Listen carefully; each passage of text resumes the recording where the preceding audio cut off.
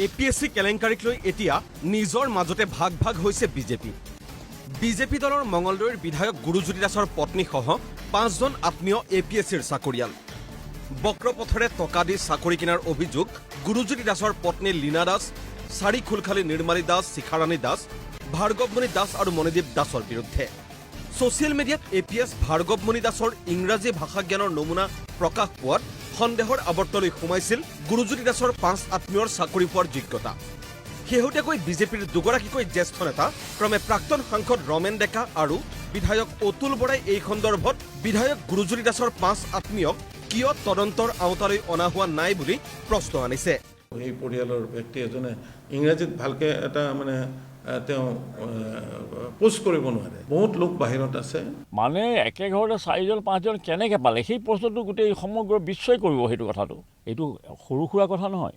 তেওঁক কিয় ৰেহাই দিয়া হ'ল? ইয়াকে লৈ বিজেপিত এতিয়া এক প্ৰকাৰ ধুমুহা বলিছে। বিজেপিৰ আন এজন বিধায়ক নুমল মুমিনৰ চৰম কটাক্ষ ৰমেন ডেকা আৰু অতুল বৰাক।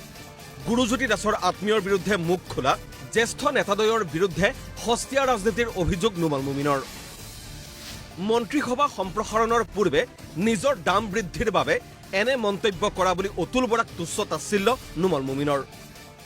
এটা আচৰিত, আজি 2 বছৰ 2.5 বছৰ পাৰ হ'ল। ৰাকেশ পাল ডাঙৰীয়াক এৰেষ্ট কৰিছিলোঁ। তাৰ পৰা আজিলৈকে তেখেতসকলে যদি কিবা অনুমান পাইছিলে, কিবা গোন্ধ পাইছিলে বা কিবা এভিডেঞ্চ আছিলে, আজিলৈকে নিমাত হয়।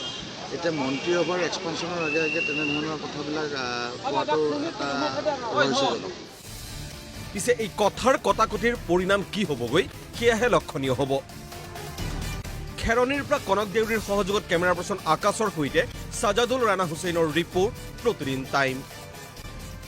सबको अपना के रखता है अपनी हर धड़कन। जब घर बनता है हेल्दी सीमेंट से, अमृत सीमेंट, सुनो अपने घर की धड़कन।